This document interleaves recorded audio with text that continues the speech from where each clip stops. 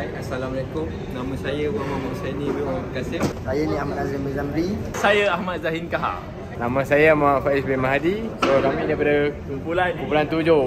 Hari ini saya akan menerangkan lab yang kedua, iaitu Direct Online Starter Motor Control. Dekat sini kita on dulu. Ini dah on semua. Lepas tu kita on single pole. Lepas tu kita on two pole dengan 3 pole. Okay, lepas tu kita nak test dia, kita on button hijau ni. Kontaktor masuk. Kontaktor masuk, motor berjalan. Motor berjalan. Lepas tu kalau kita off, kontaktor naik balik, motor off. Okay, untuk safety feature pula, ini adalah dia punya tester untuk trip. Contoh kalau tengah on, lepas tu tiba trip. Lepas tu kita nak motor mati, lepas tu nak on balik, tak boleh sebab dia tengah trip. Kalau nak on balik, kena reset. Dah reset, lampu dah tak ada. Lepas tu kita boleh on macam biasa.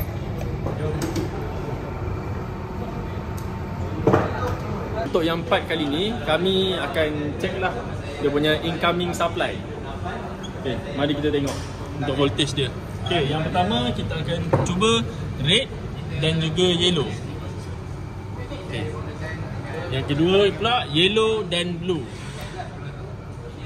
Dan yang ketiga pula ialah red dan blue. Okay. Ini incoming daripada supply. Okay, kali ni kita akan buat incoming daripada motor pula. So yang ni bawah dia.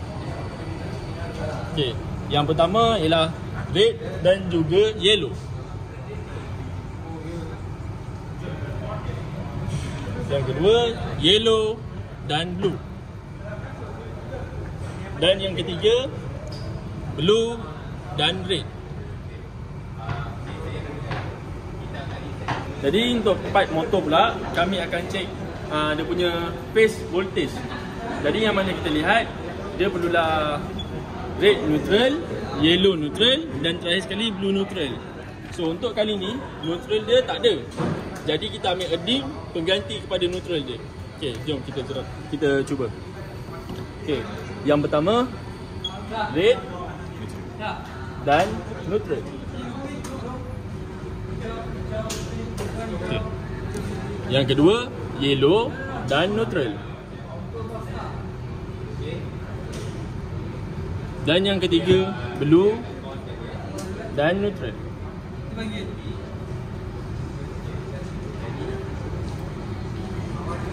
Okey. Untuk yang kali ni pula, kita akan check dia punya current. So untuk current dia, kita akan tukar kepada ampere lah. Kita kena clamp. Okey. Yang pertama current untuk red.